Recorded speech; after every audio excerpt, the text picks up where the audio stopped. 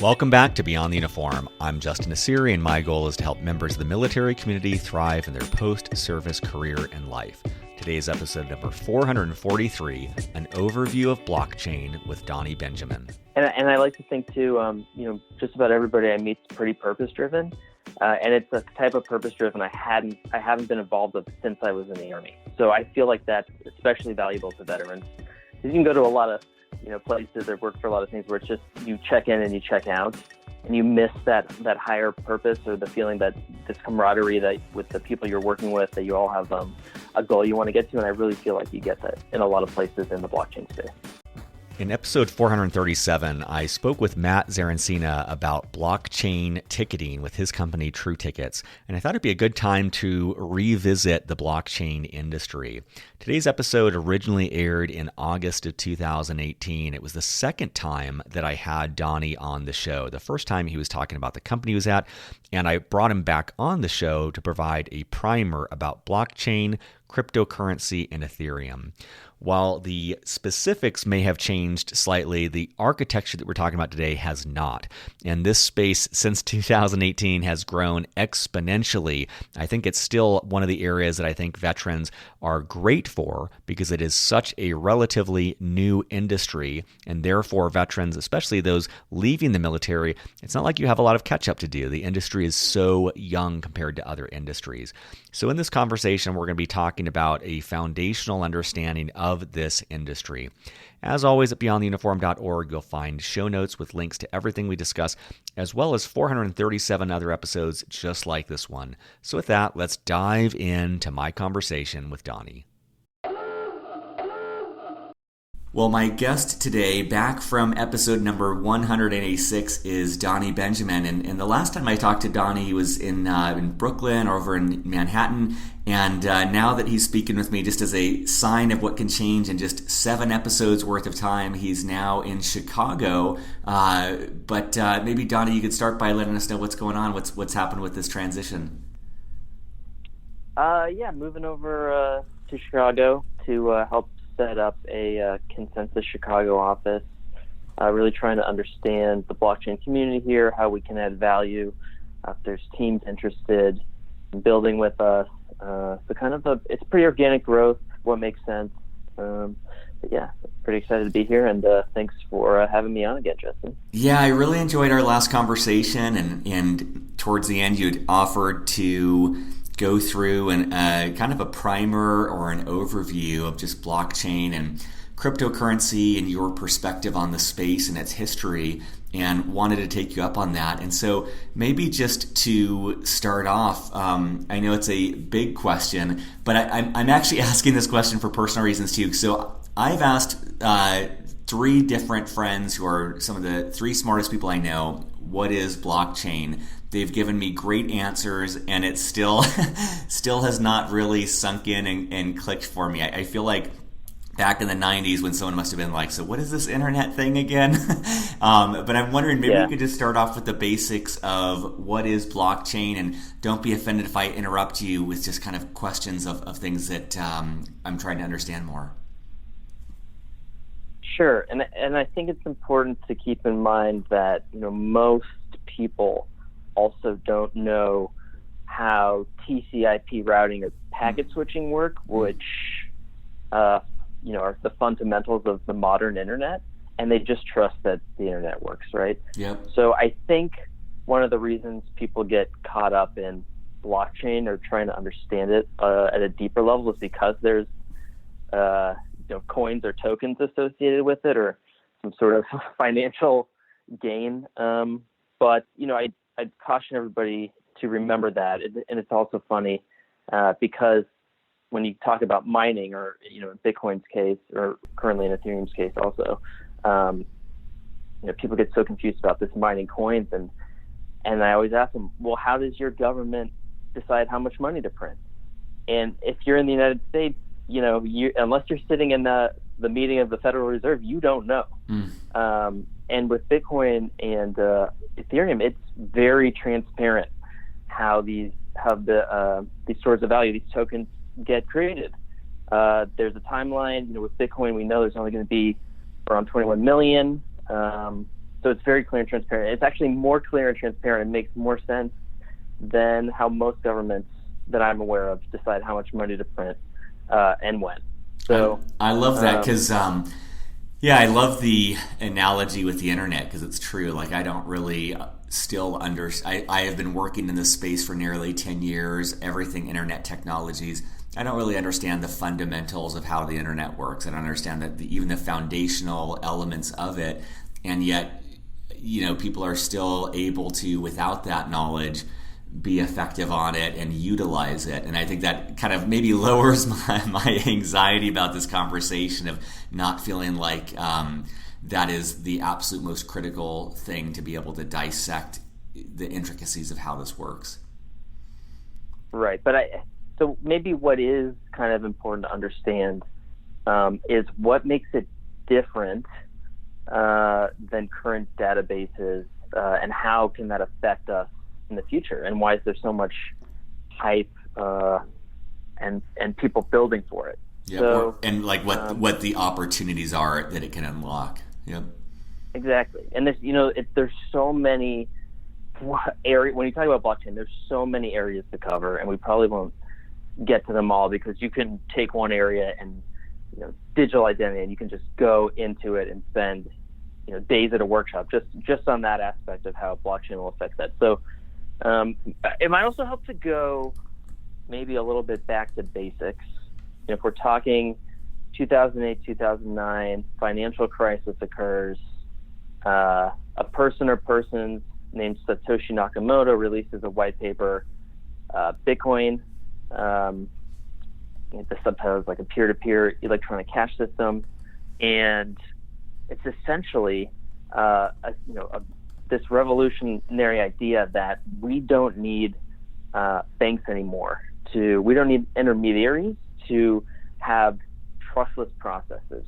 So, if you were to even Venmo me money right now, Justin, it would go from your Venmo to your bank to my bank to my Venmo, and then I would probably take it back from my Venmo to my bank. So there's these intermediaries, and I might have that a little backwards, but I think people get the idea. There's all these intermediaries at play that go into these transactions, and they try to take pieces of the transaction.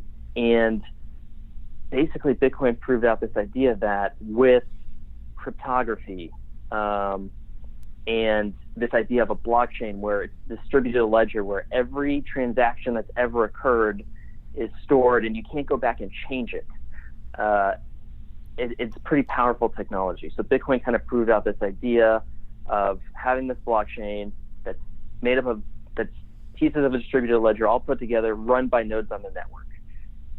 If people have watched the latest season of Silicon Valley, the HBO TV show, I think it's pretty funny because it's spot on and it's how it mocks tech. But I mean, they do cover a lot of cool stuff about and this tech. This sense. This is maybe a silly question, but the sense of this distributed ledger. So what you're saying is basically let's take I guess maybe Bitcoin for example. Every transaction that's ever occurred with Bitcoin, it is stored in basically like a public record in multiple locations to prevent it from being interfered with. Is that, am I somewhat on the mark on that? It's like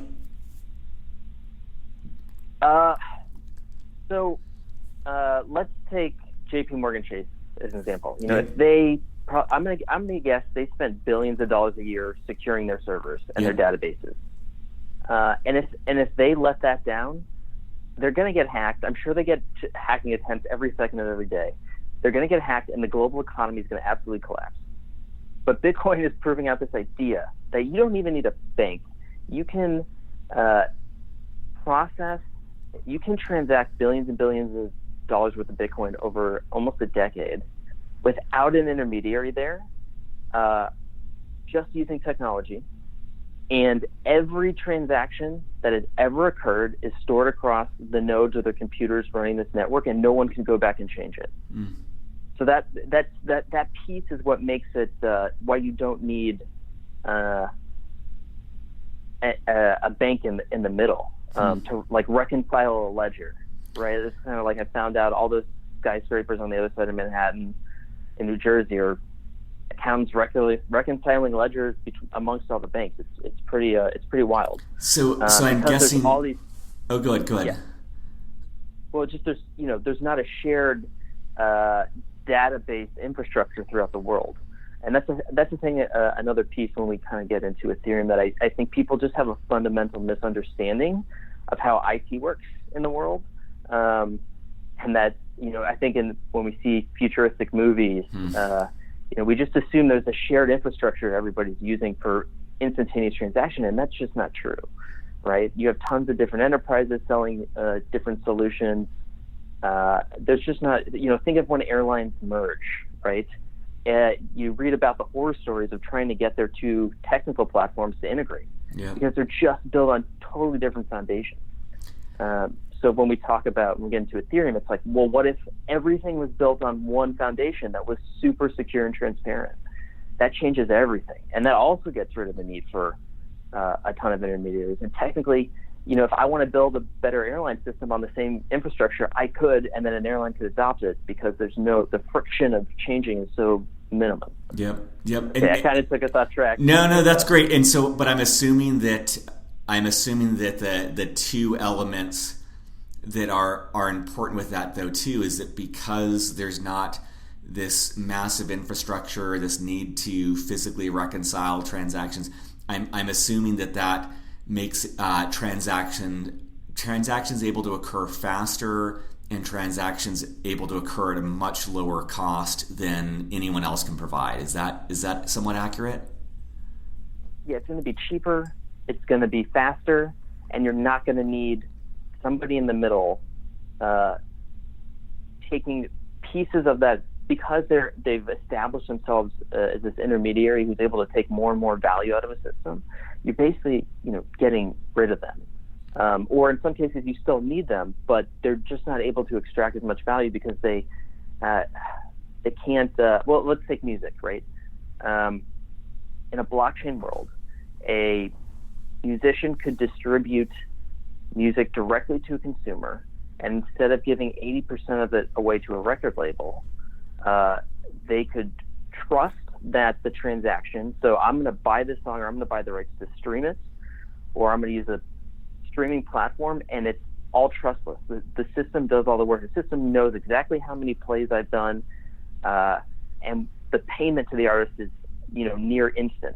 There's no messing with the books. There's no auditing how many streams you had, and ideally then you have musicians who can actually afford to live in Manhattan because they're getting 80% or maybe 79% if the platform's taking 1%, but still 1% versus 80% is pretty significant of that value.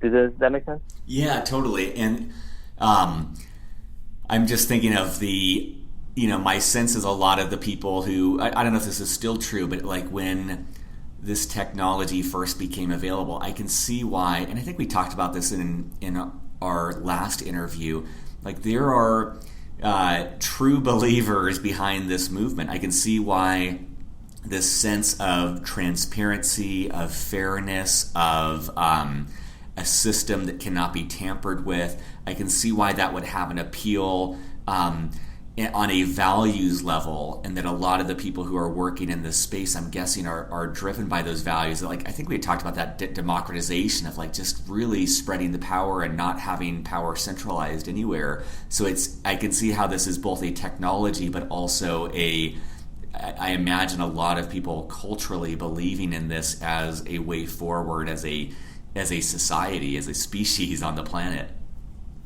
Definitely. I mean, it's a movement, and I heard a great quote.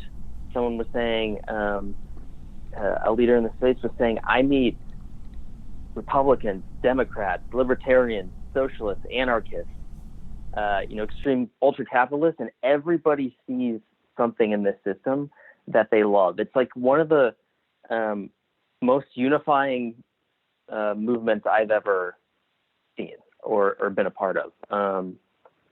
And I think because people people don't want to have to people want to be able to trust each other when they do business. Okay, here's a good example of a blockchain digital identity.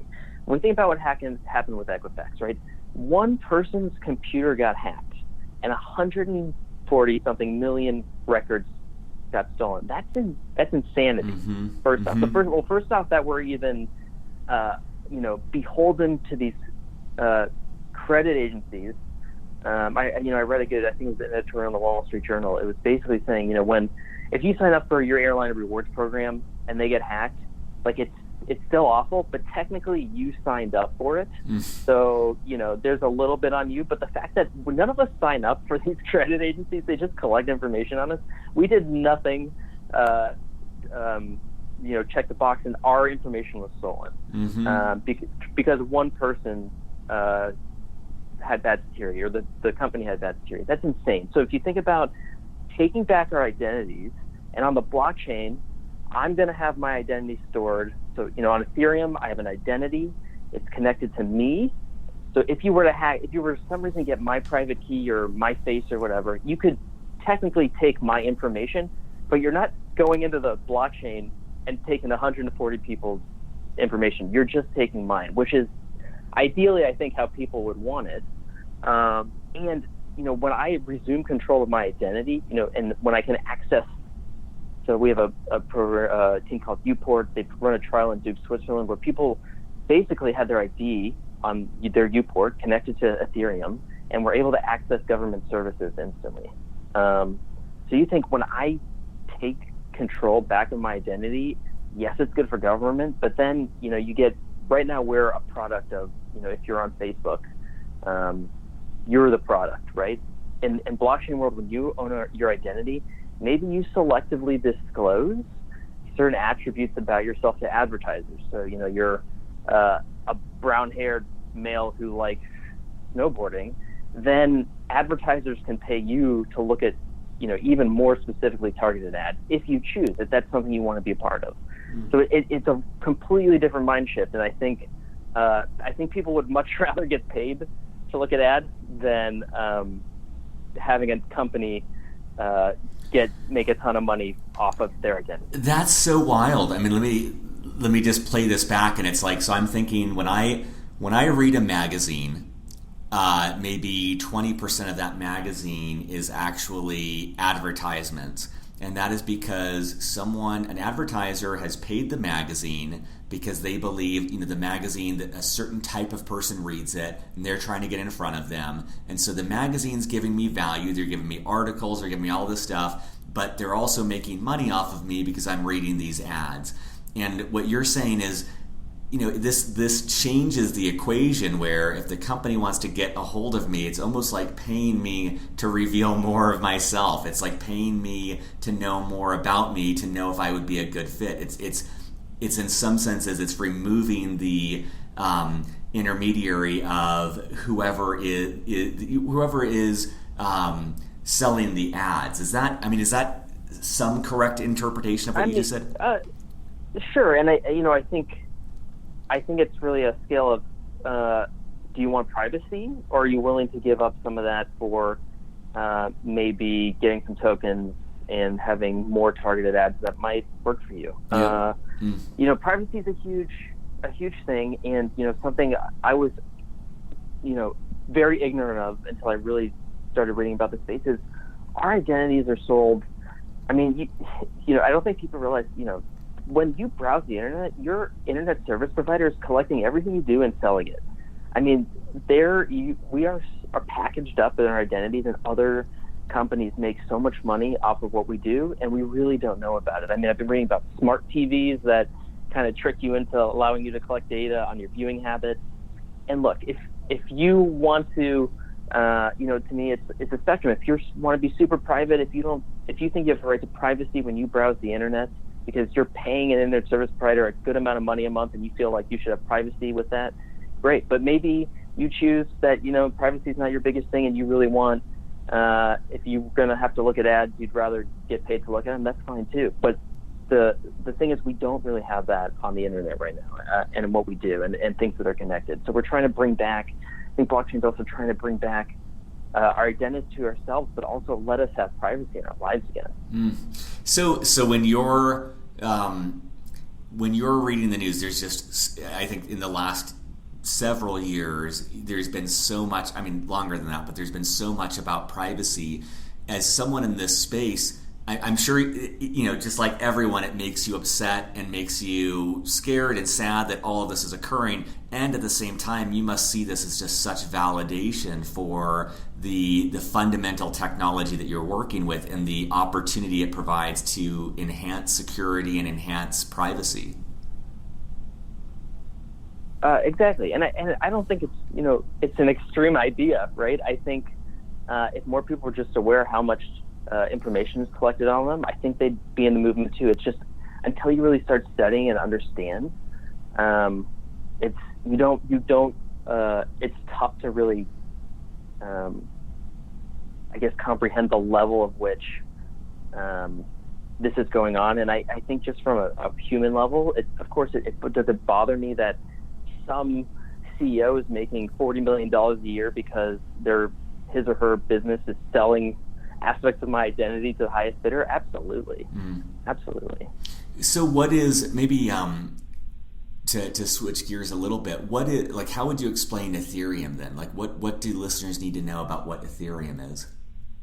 Okay, good question. So Bitcoin is the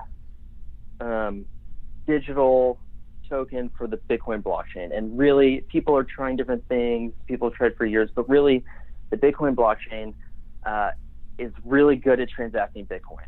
So young genius guy named Vitalik Buterin created this thing called Ethereum, which is taking the idea of a blockchain, but allowing you to build basically a new internet, or what we call Web3, where you can do more than just transact Bitcoin. So there's this idea of smart contracts, which are neither smart nor contracts, they're just code, but they take that idea of trustlessness in a system and allow it to execute on the Ethereum blockchain near instantly. So Bitcoin, I think originally the idea was it's a currency, now it's more of a store of value. Ether is the token that runs the Ethereum blockchain. Ether's a fuel. It's like you access Google services for free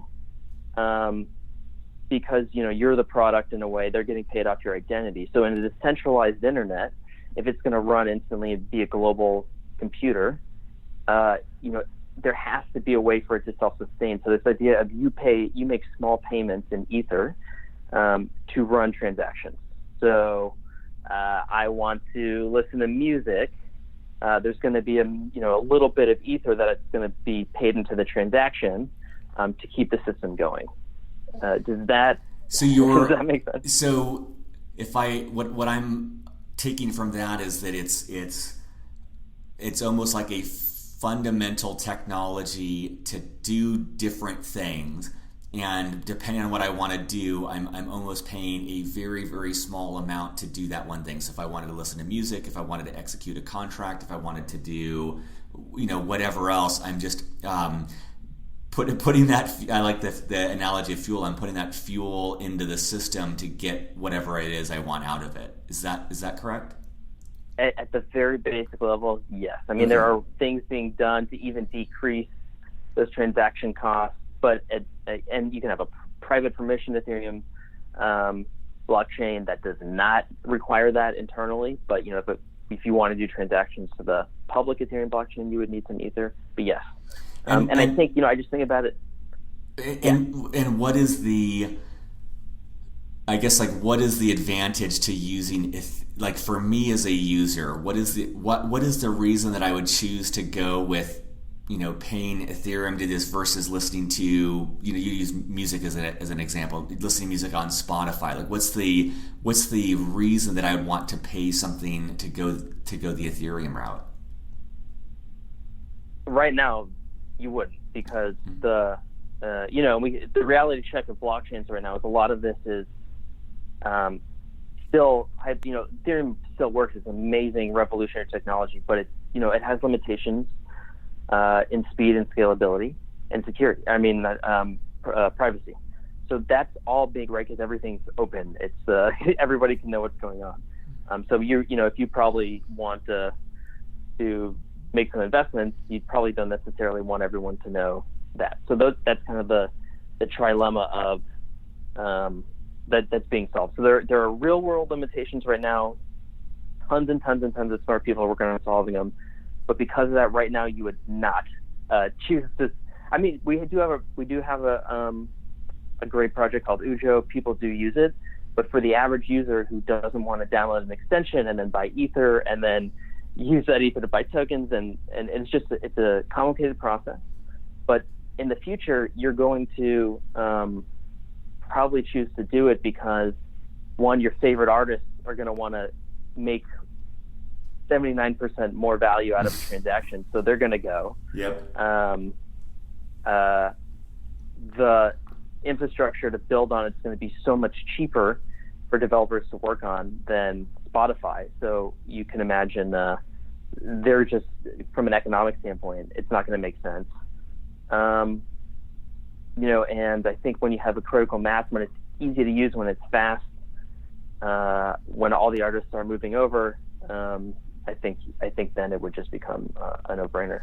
Now, I mean, I want to have you continue to explain this, but the thing I was thinking about with Ethereum, and again, I understand 2% of this, but a friend of mine is a corporate lawyer at a very, very big, well-known company. And she was saying, look, we executed a contract. We're a U.S.-based company. We executed a contract with someone in Hong Kong. And literally, it was a fast turnaround. The way that we had to execute that was we literally flew someone with a contract in their hand to South Korea, and they signed it and they flew it back. That was the most efficient way to be able to execute this form of contract. But she was saying with a technology like Ethereum, that could be done pretty much instantaneously. And first of all, am I remembering that correctly? Is that one of the potential applications of this technology, is like the fast execution of contracts that otherwise would take a very long time? Sure. We have a great project called Open Law. They do have a lot of great demos on YouTube, which I recommend people look at, because when you have a trustless system, and my private key makes sure it's me and your private key makes sure it's you, and we've put basically code into these smart contracts that certain things execute when other things happen, it becomes near instantaneous. So the process, I haven't bought a house, but I hear it's horror story, it takes a long time. But really, if we just write a contract so I want to buy your house, Justin, we just put a contract in that escrows a certain amount of my Ether. And then basically once we have a home inspector digitally sign the smart contract that's good, and we get whatever other stamps, the title's been validated on the blockchain, then it's just an instant transfer of money. And then the title would then instantly, so it would say if Donnie has 20 Ether in the escrowed account, and homeowner approves, then send Ether to Justin, and Justin, your side would say, and then Justin send title to Donnie, and that'd be it. That's so wild. So, I mean, I think when you say that, I start to see the shadow of Ethereum. I start to see like the edges of what you're talking about, where that is one very, very, very specific use case that you just outlined, and one that I think a lot of listeners and myself can relate to, because you transact on a house, it is a long, cumbersome process. But if in essence you were able to greatly simplify that process, that one use case that you just articulated is a massive value. That right there affects hundreds of millions of people. And that's one, it's just like, my sense is that's a splinter of the overall opportunity with Ethereum. Like, you just outlined one use case that is massive financially and massive in terms of the people it impacts. And that's one of 100,000 different options of how Ethereum can be used. And that's, when you say that, I start I start to sense the size of the opportunity that you're dealing with, where it might not be fully here, but there's so many different offshoots of where this could go. And that's why sometimes I think of this, like, in terms of the internet, of like, people must have been like, wow, like email is one application. Oh, reading the news online is another application. Like, there's so many offshoots that give the fundamental technology value. It's insane. When you think of email, what if you had to pay a sliver amount of ether to send an email? How much would that decrease spam, right? Because right now it's free to spam millions and millions of people, but if it costs a little bit, even if it costs a little bit, it's going to significantly reduce, theoretically, how much spam or phishing attempts or anything like that we get. Oh, and then, man. I always want to put in, like, reality checks in this. Like, yeah, that the homeowner one's a great thing, but even if the blockchain gets perfect, right, there still needs to be governments that agree that they're going to they're going to move all their titles digitally to the blockchain, and it's going to be accessible, right? So there's a whole, for all these use cases, there's tons of stuff that needs to happen for it to be this perfect world. And, I'm sure there's tons of municipalities where they still, you have to go into a file to pull up a title for a house. So that's another aspect. But you're absolutely right. I mean, the way business and society changes and the way we interact with each other, it's huge. Could you give just maybe one or two other use cases? For me, that's like helping me understand, like, the email thing is awesome. I'm so sick of spam email, and it's like, wow, like that does actually make sense. If people were paying a very tiny amount of money, they couldn't just mass email hundreds of thousands of people. And the real estate example made sense. Are there any other examples that come to mind of things that people are trying to do with Ethereum as a foundation or blockchain as a foundation? Wow, I mean, I just about every single industry, people are trying to do things. I think a great example for government, I mean, to just dive into government services, right? We still hold our identities on these plastic cards. It's crazy. And some of them are, you can easily forge. And when you change addresses, you have to go order another one. If you want to prove residency, you have to, or if you want to use government services, you might have to prove residency through that. But what if you were validated through the government on the blockchain, and then when you changed your address, it just updated instantly, or you moved, it just updated instantly? We think, a truly paperless world is possible in blockchain, right? Clearly that did not happen with Web 2 or even the internet. There's still tons of paper. You still need to fill out tons of forms.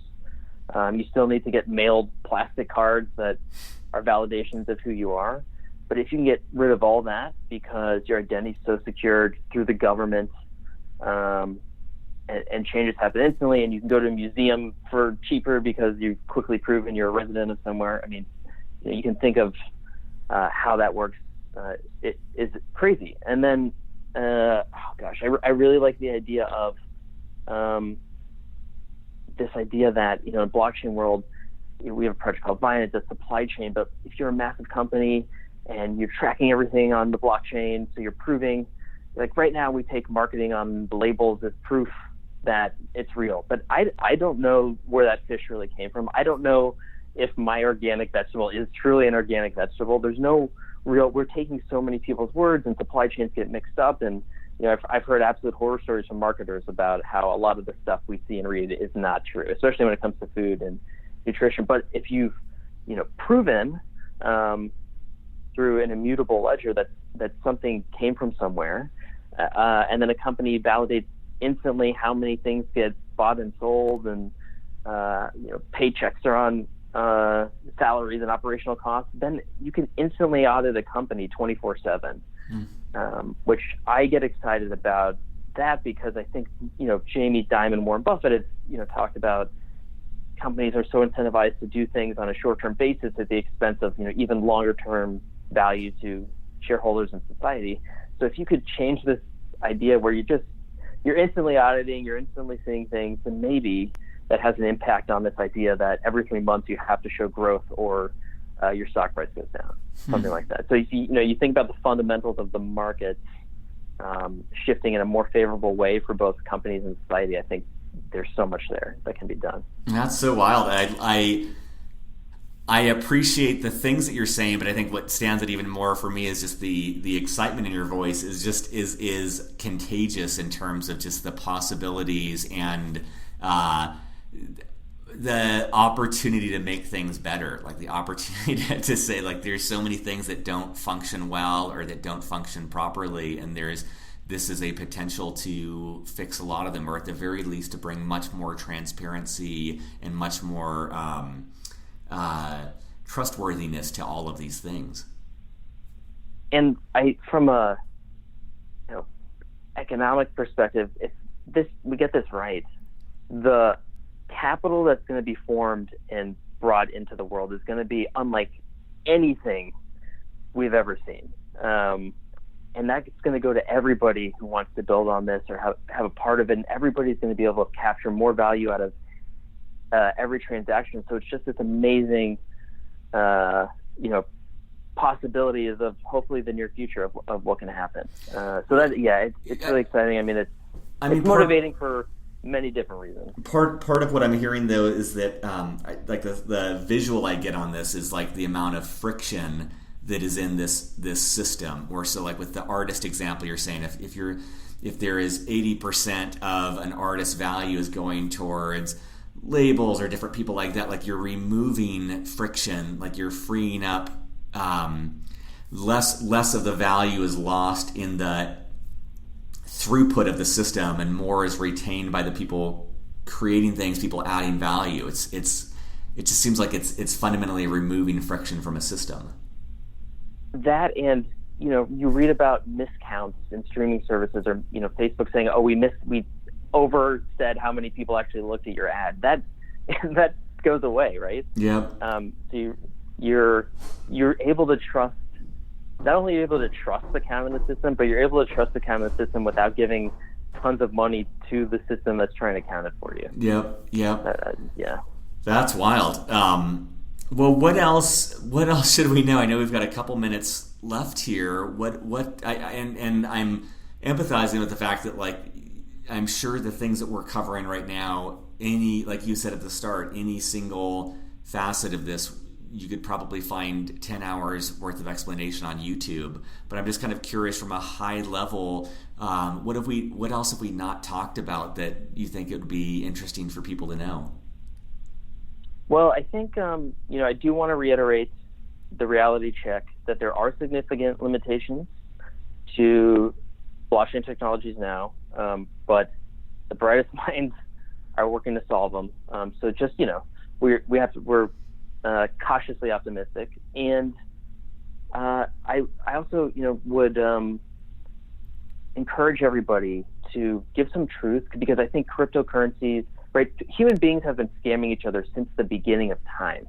So the idea that there's scams in the crypto world, there's scams in the normal world. There's scams in the normal stock market. There's scams everywhere. So, I think, the media gets driven to highlight all the scams in crypto space. So I'd encourage people, really learn about the profound fundamental impact, positive impact this technology can have on the world.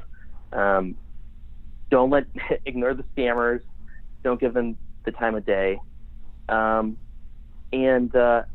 I think unfortunately Bitcoin started to get a bad rap because it was used as payments in the dark web, Silk Road, for buying drugs and other awful things. That was an unfortunate first active use case for Bitcoin. The technology behind it is so much more than that. It can be so beneficial to society. So don't let people think that, Bitcoin's just something you buy, or your cryptocurrency is just something you buy illegal substances with. And, talk to your congressman about making sure your state has, a lot of states are coming out with really good crypto regulation because regulators are understanding the profound positive impact on the technology. But I think the more people that understand it, more people that get involved. I think it's important. Well, Donnie, I appreciate this. I think this is like the 194th episode. I think you're the only person I've had on twice, and so you've been especially generous with your time. And I think that what stands out for me, I think what helps me is the examples you gave just really start to shine a spotlight on how many exciting opportunities there are here. And in my conversation with you and Stephanie and the other people in this space, it does seem like this is an opportunity where, veterans, people on active duty listening to this, there is a big opportunity here. This has not been a space that's been around for a long time, so it's not like you're playing catch up. And as you're saying, there's obviously a lot of risk in this space, but a lot of opportunity. It's a little bit of the Wild West, and it is continuing to grow. And I think it's a really valuable industry for veterans to look at because they can go there with tenacity, they can go there with a lot of hard work, and they can play catch up on learning all of these things, but potentially play a big role in what seems like could be a major, fundamentally shifting technology for society. And I like to think too, just about everybody I meet is pretty purpose driven. And it's a type of purpose-driven I haven't been involved with since I was in the Army. So I feel like that's especially valuable to veterans. You can go to a lot of places that work for a lot of things where it's just you check in and you check out, and you miss that higher purpose or the feeling that this camaraderie that with the people you're working with, that you all have a goal you want to get to. And I really feel like you get that in a lot of places in the blockchain space. That's great. That's great. Well, thanks again for your time on this, Donnie. Yep. Thanks, Justin. Surface.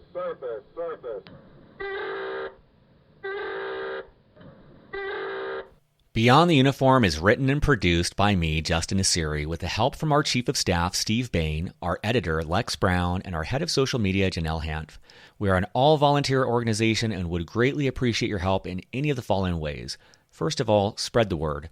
Beyond the Uniform has over 380 podcast episodes and 15 on-demand webinars, all offered for free. Help us spread the word on social media, at military bases, or whatever gets this resource in front of the men and women who need it. Positive reviews on iTunes go a long way towards this as well. Second of all, sponsorship. Beyond the Uniform relies on sponsorship to keep us going. There is so much more we'd like to do, but just don't have nearly the resources to do it. If you know of a company that would advertise in any way with Beyond the Uniform, please send them our way. Third of all, donations. If you're in a financial position to donate, you can find more information on the support section of our website. At our website, beyondtheuniform.org, you'll find over 380 episodes categorized by industry, functional role, and more. You'll also find both free and for-purchase resources that take a deeper dive on topics related to career growth. Thank you for your support as we aim to help members of the military and their families thrive in their post-military career and life.